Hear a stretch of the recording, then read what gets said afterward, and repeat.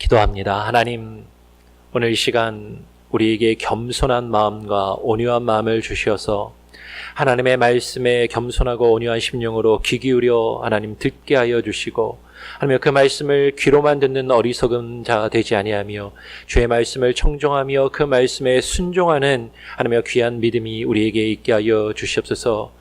우리가 하나님 높은 마음을 품지 아니하고 겸손히 하나님의 말씀과 주님의 뜻 안에 거할 수 있는 귀한 은혜가 있기를 소원하오니, 하나님의 말씀으로 우리에게 날마다 공급하여 주시며 그 말씀의 공급함으로 우리가 생명을 얻어 하나며 삶을 살아갈 수 있는 귀한 은혜가 있게 하여 주시옵소서. 감사하며 거룩하신 예수 그리스도의 이름으로 기도합니다. 아멘.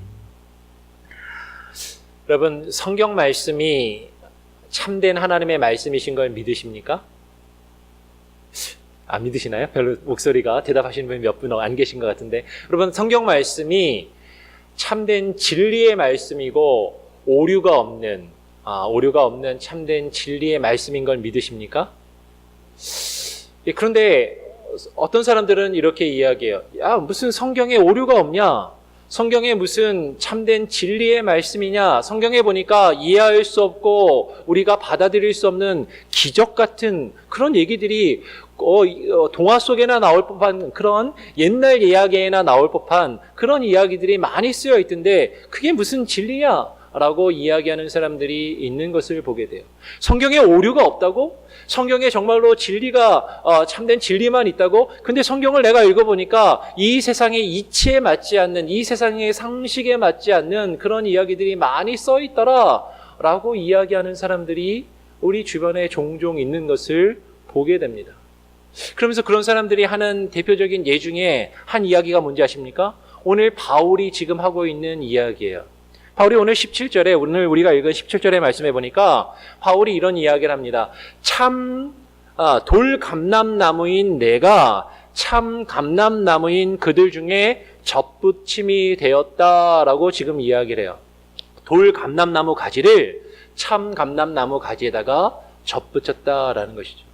여러분, 혹시 예전에 가수원에서 농사를 지어보셨거나 혹은 집에서 나무를 키워서 접붙이는 걸 해보신 분이 혹시 계시면, 여러분, 돌 감람나무 가지를 가져다가 참 감람나무의 가지에다가 접붙이면 그 가지에서 돌 감람나무가 열립니까? 참 감람나무가 감람나무 열매가 열립니까?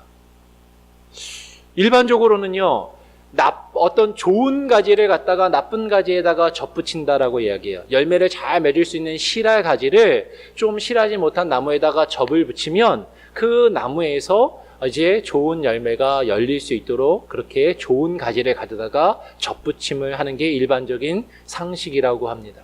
근데 오늘 성경에 보니까 좋은 나무, 참 감람나무에다가 돌 감람나무 가지를 갖다가 접붙인다라는 것이죠.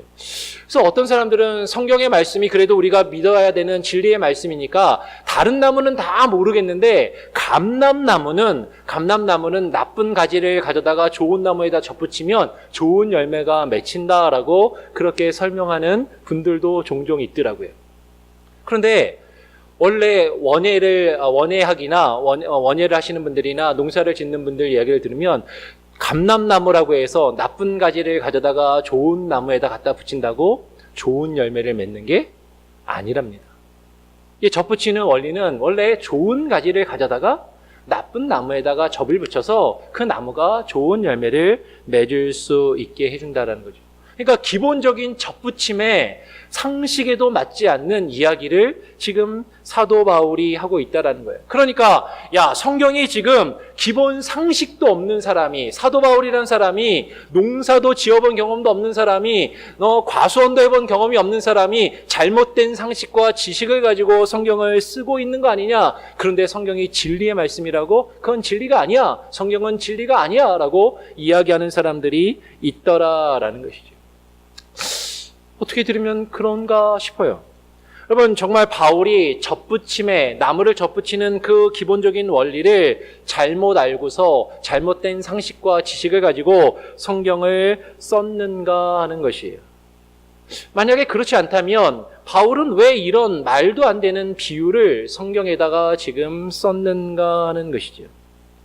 나쁜 가지를 좋은 가지에다가 접붙이는 것은 일반적으로 행하는 일이 아니다라는 것입니다.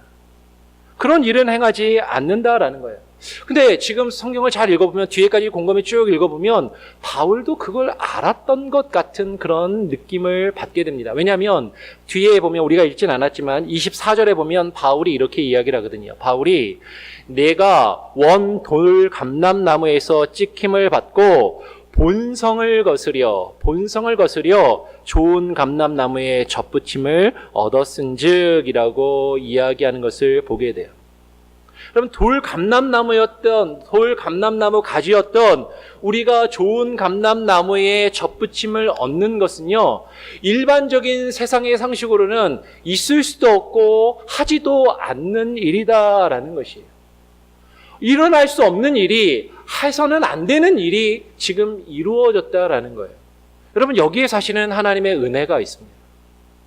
여러분, 세상의 기준으로 보면요, 우리는 하나님께 접붙임을 받아서 어떤 열매를 맺을 만한 어떤 자격이나 능력이 있는 사람들이 결코 아니다라는 것이죠. 지금 성경은 돌 감람나무 가지가 지금 좋은 감람나무에 접붙어서 이 돌 감람나무 가지가 접붙어 가지고 좋은 참 감람나무로 바뀌었다라고 지금 이야기하고 있지 않아요. 돌 감람나무 가지가 참 감람나무의 가지에 줄기에 접붙임을 받아서 참 감람나무 열매를 맺는다라고 그렇게 이야기하지도 않는다라는 겁니다. 여러분, 이것은 은혜예요. 우리가 하나님 앞에서 우리의 죄된 본성으로는 도저히 하나님께 접붙임을 받을 수 있는 자격도 없는 사람이고 능력도 없는 사람이고, 이 세상의 기준과 가치관으로 보면 그냥 찍어서 내어다 버려야 될 그런 존재들인데, 하나님이 그 가지를 가져다가 하나님의 그 줄기에 접붙여 주셨다라는 거예요.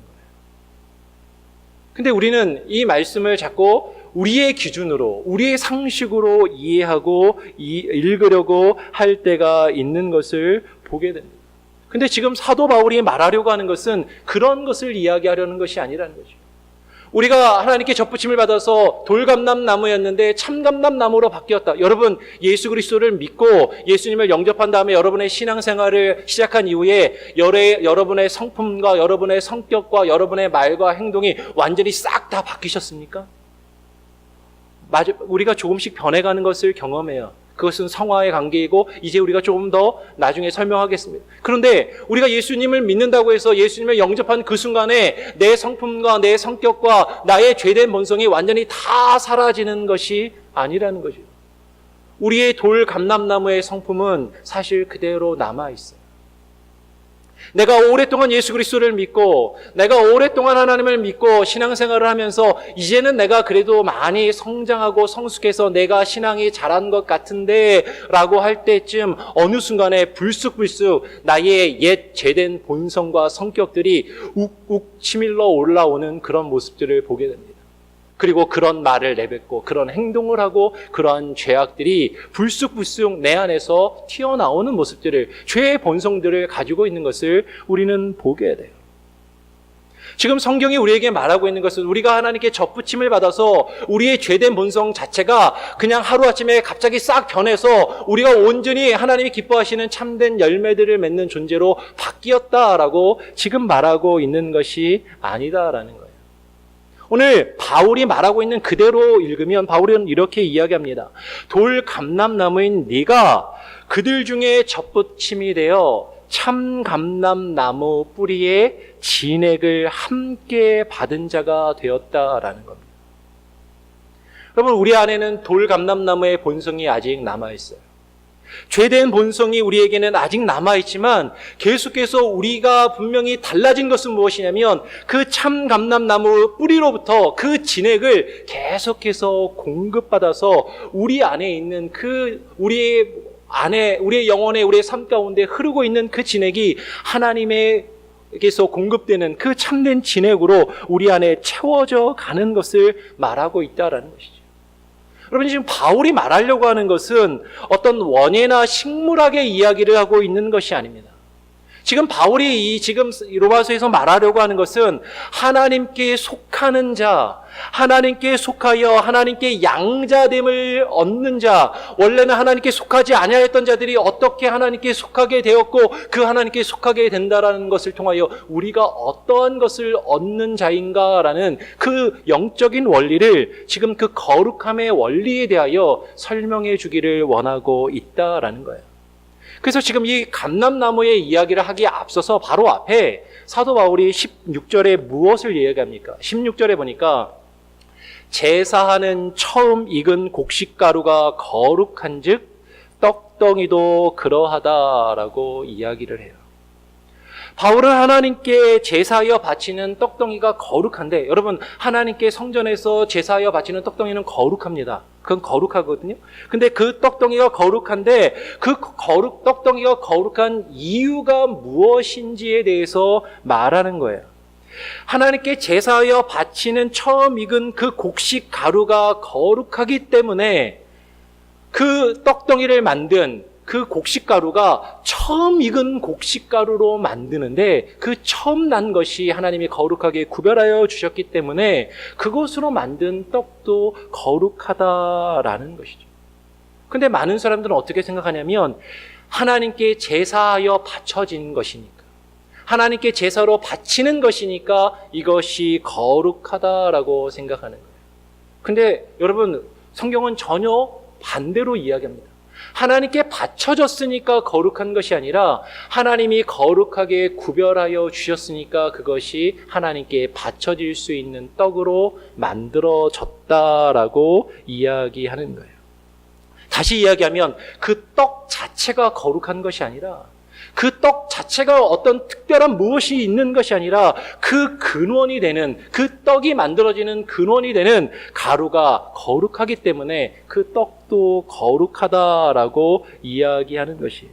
마찬가지로 그 원리로 지금 그 가지나 그 열매 자체가 거룩한 것이 아니라 사도 바울이 뭐라고 얘기해요? 뿌리가 거룩한 즉 가지도 그러하니라 라고 이야기합니다. 그러면 가지 자체가 거룩한 게 아니에요.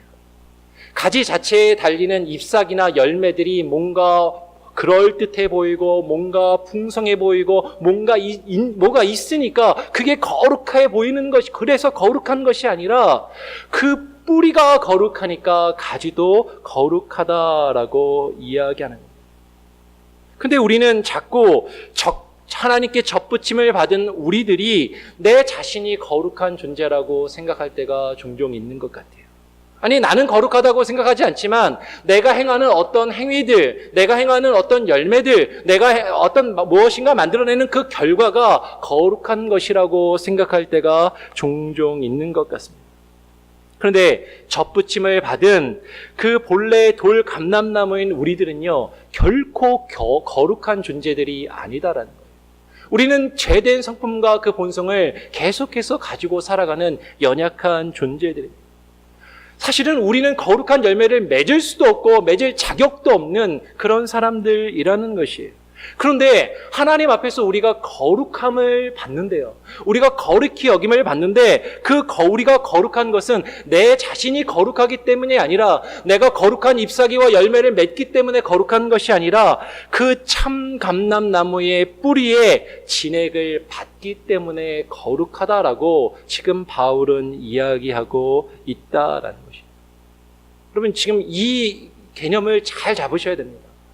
내가 거룩하니까, 내가 나타내는 어떤 잎사귀나 열매가 거룩해서 거룩한 것이 아니라 그 뿌리에서 공급받는 그 진액이 거룩하니까 내가 거룩하게 되고 결국에는 그 거룩함의 열매들을 맺을 수 있다라는 거예요. 어떤 사람들은 지금 이 비유가, 사도 바울이 이 돌감람나무 가지가 참감람나무 가지로 된 것을 이야기하지 않고 열매를 맺는 것 자체를 이야기하지 않으니까 하나님께 접붙인 우리들에게는 열매 맺는 것이 중요한 것이 아니다, 하나님께 붙어있기만 하면 된다, 그것을 강조하여 설교하고 말씀하는 경우도 종종 있는 것을 듣게 됩니다. 맞습니다. 하나님 앞에 붙어있는 것이 가장 중요하고 본질된 것이에요. 그러나 그렇다고 지금 어떠한 열매도 맺을 필요가 없다라고 말하는 것이 아니에요. 어떤 무성한 잎사귀와 열매는 아무런 필요도 없고 소용도 없다라고 그렇게 말하는 것이 아닙니다. 지금 무엇이 먼저이냐, 무엇이 근원이냐, 무엇이 먼저 되어야 원인과 결과가 나타나는가를 이야기하고 있는 거예요. 바울은 무성한 열매와 잎사귀를 맺기를 요구하고 있어요. 그런데 그 자체가 우리를 거룩하게 하는 것은 아니다라는 것입니다.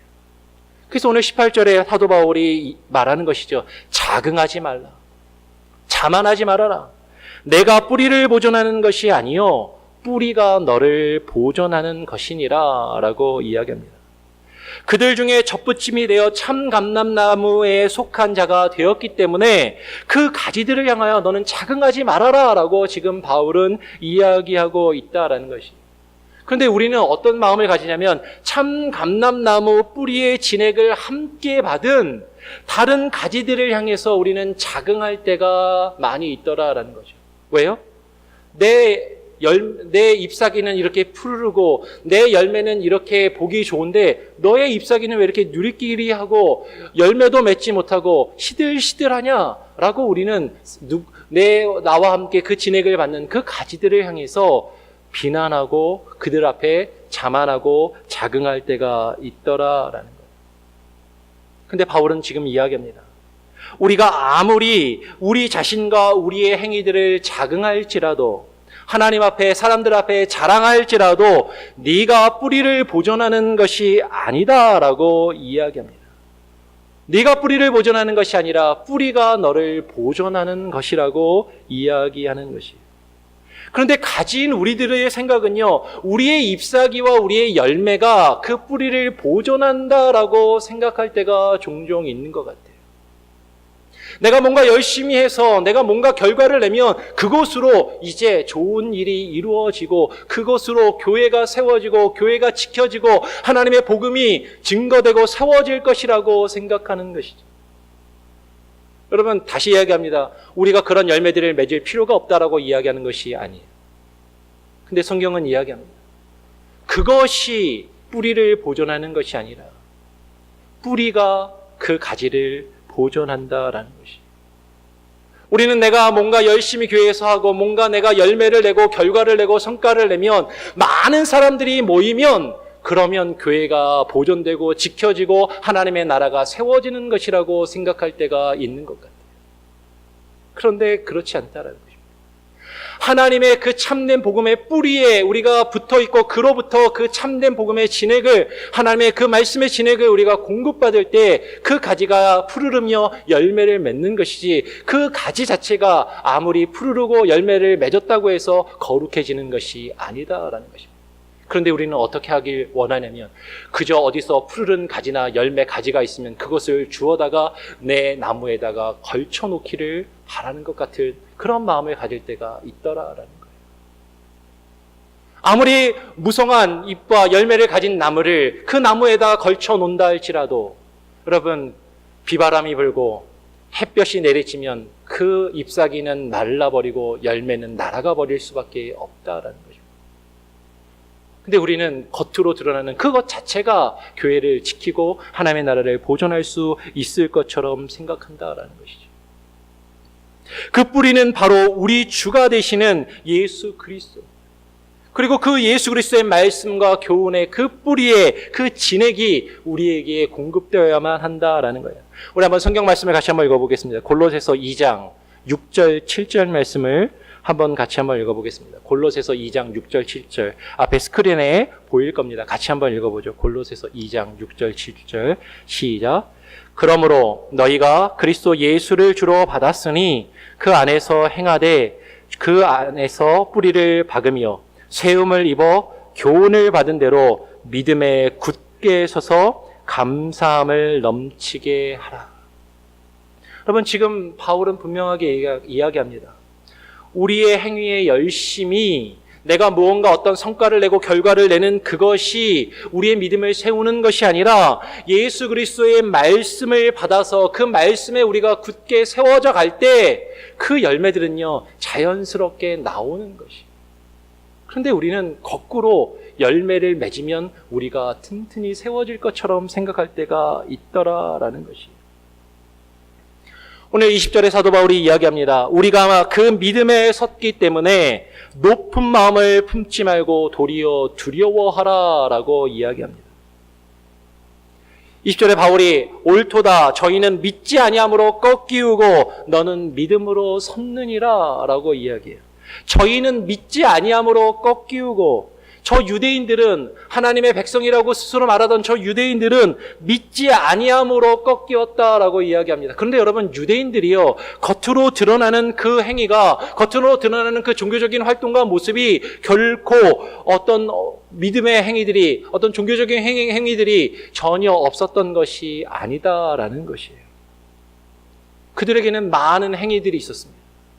많은 종교적인 활동들이 있었습니다. 많은 의식과 예식들이 있었어요.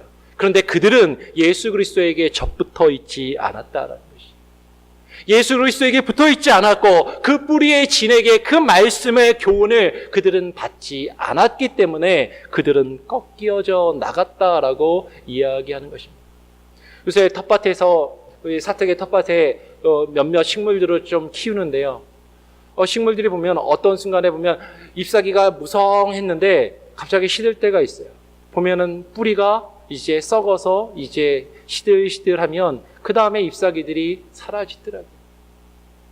근데 여러분, 뿌리가 든든하면요, 햇볕에 어느 잎사귀는 말라서 떨어질지라도 그 줄기에서 또 다른 잎사귀가 나는 것을, 또 다른 가지가 나오는 것을 보게 됩니다. 지금 사도 바울이 너희는 믿음으로 섰다라고 이야기할 때, 너희는 믿음으로 섰다라는 것이 우리가 어떤 종교적인 열심이나 어떤 종교적인 행위를 가지고 그것으로 믿음에 섰다라고 이야기하고 있는 것이 결코 아니다라는 것이에요.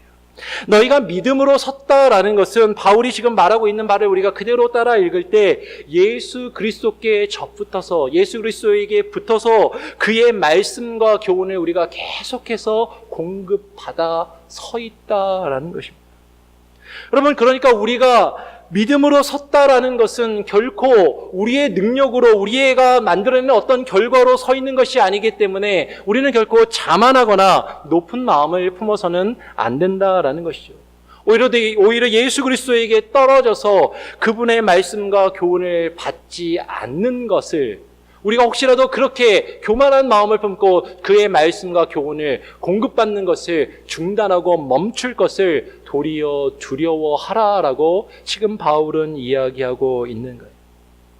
그래서 사도 바울은 고린도전서 10장 12절에서 이렇게 이야기합니다. 그런즉 선줄로 생각하는 자는 넘어질까 조심하라 라고 이야기합니다. 그런즉 선줄로 생각한 자는 넘어질까 조심하라라는 것이에요. 여러분, 우리는 신앙에, 믿음에 서 있다라고, 우리 자신이 서 있다고 생각할 때가 많이 있습니다. 내가 이 정도 신앙생활을 오래 했고, 이 정도 교회에서 봉사와 활동을 많이 했고, 이 정도 했으면 내가 그래도 선 사람이지. 내가 이만큼 했으면 이제 할 만큼 했다라고 생각한다라는 것이. 그러나 사도 바울은 이야기합니다. 너희가 선줄로 생각하는 자는 넘어질까 조심하라라고 경계하고 있다라는 것입니다. 우리 한번 오늘 본문 21절의 말씀을 다 같이 한번 읽어보겠습니다. 21절 한번 같이 한번 읽어보겠습니다. 시작. 하나님이 원가지들도 아끼지 아니하셨은즉 너도 아끼지 아니하시리라. 여러분, 우리는 이 말씀을 통해서 성도의 견인이라는 교리에 대해서 한번 고민해보고 생각해볼 필요가 있어요. 여러분, 성도의 견인이란 말을 들어보셨습니까? 성도의 견인이라는 것은 하나님께서 택하여 구원하신 성도는 하나님께서 끝까지 결코 포기하지 아니하시고 끝까지 견인하여 이끄셔서 구원으로 이르게 하신다라는 것이 성도의 견인이라는 교리입니다. 그래서 이것을 설명할 때 쉽게 설명하는 것이 이런 거죠. 예수 그리스도를 믿고 예수 그리스도를 영접하고 구원의 확신을 가지면 그 구원은 결코 하나님이 사라지게 하지 아니하시고 끝까지 그 구원을 책임지신다라는 것이에요. 그래서 한번 예수님을 믿고 예수님을 영접한 사람은, 그리고 그 구원의 확신을 가진 사람은 그 구원이 사라지지 않는다라는 것입니다. 여러분, 이 말은 맞는 말이면서도 맞지 않는 말입니다. 정말로 그렇습니까? 여러분, 성도의 견인이라는 것은요, 하나님께서 작정하시고 예정하신 하나님의 그 작정과 예정, 하나님이 시간과 공간과 역사가 있기 이전에, 창세 전에 하나님이 택하시고 하나님이 구원하시기로 작정하시고 예정하신 그 사람들이 하나님께서 역사의 마지막 순간에, 그 최종적인 순간에 그 결과를 놓고 보았을 때 하나님이 끝까지 구원하시고 하나님이 반드시 붙드셔서 이끄신다라는 것을 말하는 것이, 저는 그것을 믿습니다. 성경이 우리에게 그것을 증거하기 때문인 것이. 그러나 여러분, 하나님의 작정과 예정은요, 창세 전에 이루어진 것이지 시간 안에서 이루어진 것이 아니에요. 쉽게 말하면 우리의 시간 속에서는, 우리의 삶 속에서는요, 우리의 모습이 계속 하나님께 대한 믿음이 갈팡질팡하고 왔다 갔다 하고 변화하는 것처럼, 우리가 때로는 하나님 앞에 믿음에 서 있는 것처럼 보이기도 하고, 때로는 믿음에 넘어지는 것처럼 보이기도 하고, 때로는 하나님께 붙어 있는 자로서 살기도 하고, 하나님께 떨어진 자로서 살기도 한다라는 것이. 하나님께서 우리를 예정하시고 우리를 구원하시기로 작정하신 그것은 마지막 순간에 분명하게 성취되는 것입니다.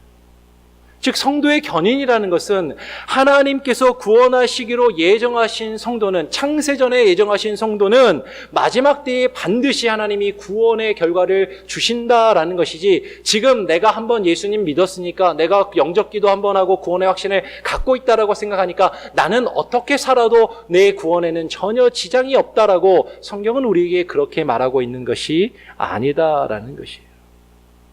여러분, 성도의 견인은요, 시간과 역사 속에서 우리의 인생의 여정에서 한 번만 믿으면 그냥 끝난다라고 지금 말하는 것이 아니다라는 것입니다. 좀 이따 좀 더 자세하게 설명을 드릴게요. 여러분, 22절에 사도 바울이 이어서 뭐라고 이야기합니까? 그러므로 하나님의 인자와 엄위를 보라라고 이야기해요. 하나님의 엄위, 하나님의 준엄하심을 보라라고 이야기합니다. 여러분, 여기서 우리는 하나님의 성품인 하나님의 사랑과 공의의 성품을 발견하게 돼요. 오늘 사도 바울은 넘어지는 자들에게는 엄위가 있으리니 라고 이야기합니다. 하나님을 잘 믿는 것 같다가 그 신앙이 하나님에 대한 그 믿음에서 넘어지는 자들에게는 하나님의 준엄하심이 있을 것이다 라고 이야기해요. 우리가 앞서서 제가 몇 번 설교를 통해서 말씀을 드렸습니다. 왜 그렇습니까? 로마서 9장 32절에 어찌 그러하니요? 이는 저희가 믿음에 의지하지 않고 행위에 의지함이라. 부딪힐 돌에 부딪혔느니라 라고 이야기해요. 믿음에 의지하지 않고 행위에, 겉으로 드러나는 그 잎사귀와 그 열매 자체에 의지하면 주의 말씀에 부딪혀 넘어질 수밖에 없다라는 것이죠. 그런데 반대로 넘어지지 않고 너희가 만일 하나님의 인자에 거하면, 하나님의 인자에 거하면 그 인자가 너희에게 있으리라. 너희가 하나님께 접붙어 있으면, 하나님께 붙어 있는 자가 되면 그 인자하심 가운데 거할 것이다 라고 이야기하는 것이에요. 근데 여러분, 하나님의 인자에 거하는 것은, 여러분, 우리는 하나님의 인자하면 하나님이 무조건 나를 사랑해 주시고 나에게 무조건 포근하게 대해 주시고 나에게 무조건 자비를 베풀어 주시는 것, 이렇게 생각하기 쉽지만 지금 바울은 그렇게 이야기하고 있지 않다라는 거예요. 오히려 하나님의 인자하심에 거하는 것을 오늘 본문에서 계속 읽어가면 그 뒤에 23절에 보니까 믿지 아니하는 데 거하지 않는 것, 이렇게 표현합니다. 하나님의 인자하심에 거하는 것은 믿지 아니하는데 거하지 아니하는 것이라고 이야기해요. 뒤에 가서 좀 더 이야기하겠지만, 그렇지 않으면 하나님의 인자하심에 거하지 않으면, 너희가 믿지 아니하는데 거한다면 너희도 찍히는 바 될 것이다 라고 지금 이야기하는 것이죠. 하나님의 인자가 우리에게 있는지, 하나님의 엄위하심이 우리에게 있는지는 우리가 믿음 안에 거하는가, 믿음 안에 거하지 않는가에 달려 있다라는 것이에요. 오늘 계속해서 23절에 보니까 믿음을 버린 저희도 믿지 아니하는데 거하지 아니하면 접붙임을 얻으리니 라고 이야기합니다.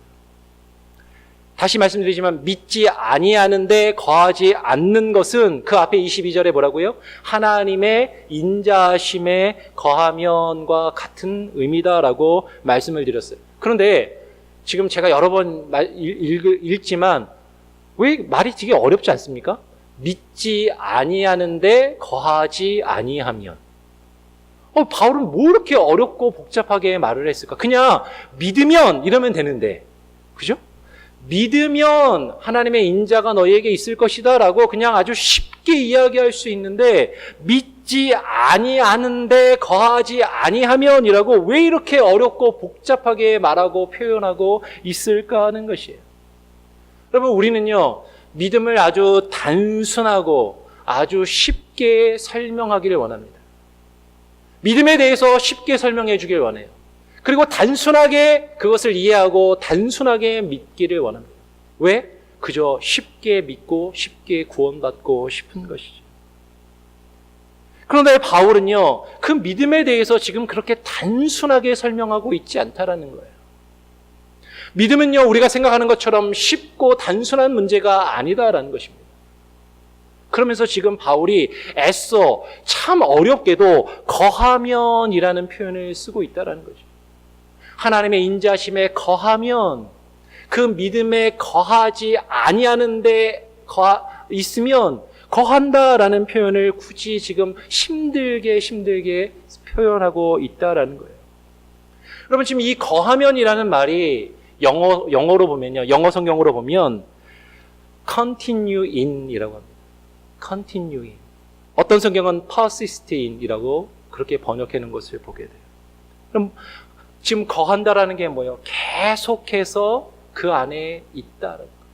계속해서 그 안에 붙들려 있다라는 것입니다. 여러분, 믿음은요, 어떤 단순한 신념을 말하는 것이 아니에요.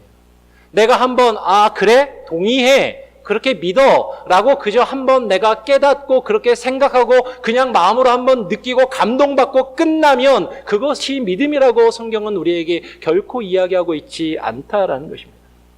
믿음은요, 한번 믿으면 끝나는 것이 아니라 믿음은 끈질기게 지속해서 그 안에 continue in 하는 거예요. persist in 하는 거예요. 그 안에 계속해서 끈질기게 하나님의 말씀을 붙들고 그것에 붙잡혀서 그것에 붙들림 받아서 살아가는 것이 믿음이라고 지금 성경은 우리에게 이야기하고 있다라는 것입니다. 믿음은 우리가 예수 그리스도 안에 거하면서 그 뿌리의 진액을 지속적으로 공급받는 것을 믿음이라고 성경은 지금 우리에게 말하고 있다라는 것이에요.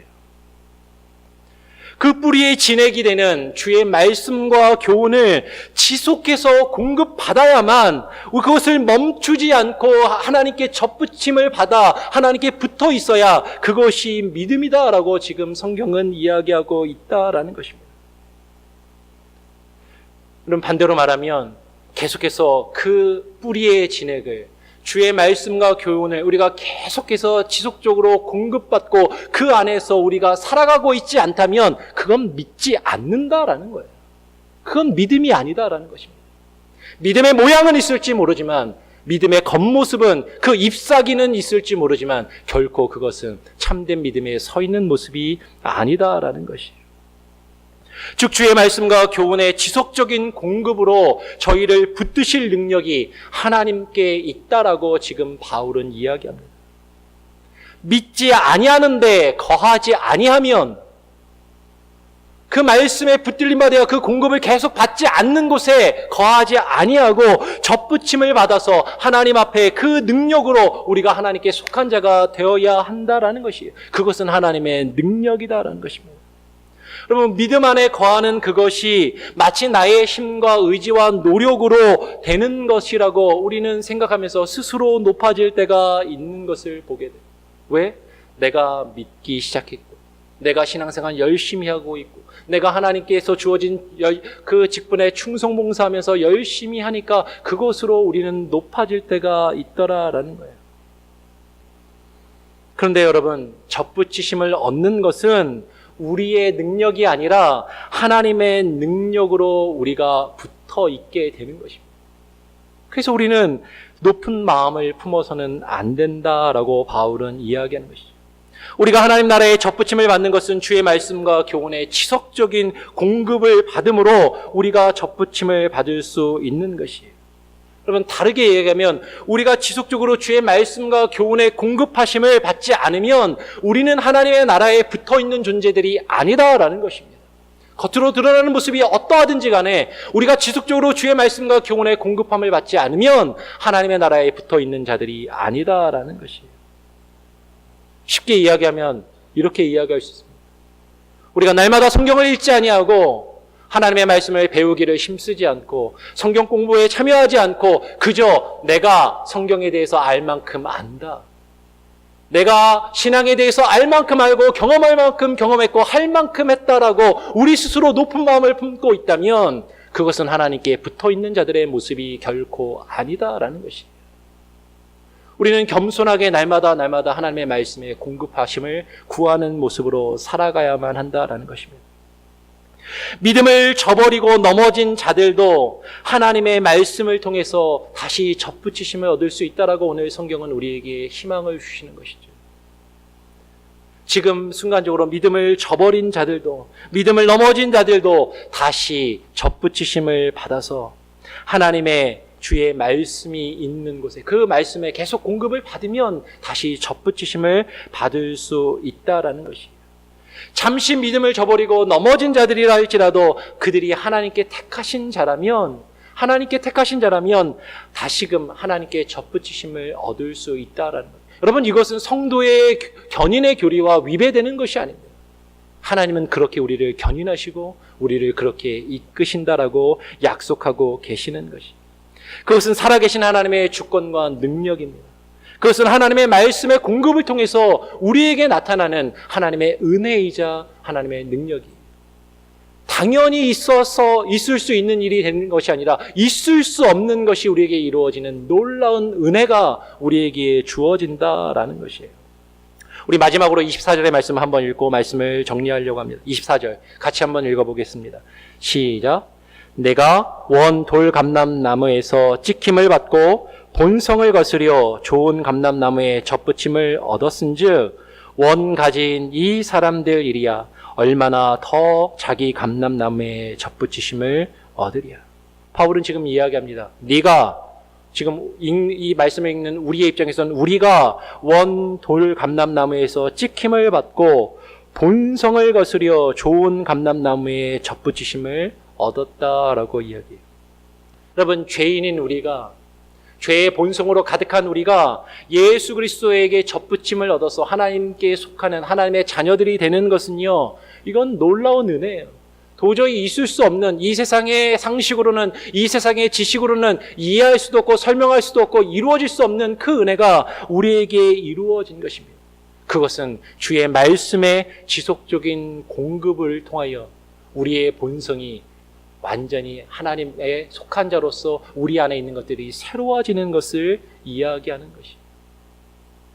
여러분, 흔히 장기 이식을 받으면요, 본래의 몸과 이식된 장기가 거부 반응을 일으킨다라고 이야기합니다. 그리고 그것이 거부 반응이 심해져서 그 이식된 장기가 괴사하거나 죽어버리는, 말라 비틀어지는 경우들이 실제로 종종 많이 있다라고 이야기를 해요.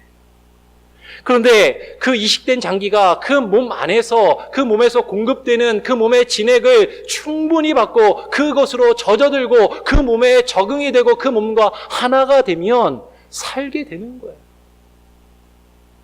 물론 장기는 오히려 살리기 위해서 좋은 장기를 갖다가 집어넣는 것이고 지금 이 영적인 원리는 전혀 반대의 것을 우리가 이야기하고 있어서 적절한 예는 아닐 수 있습니다.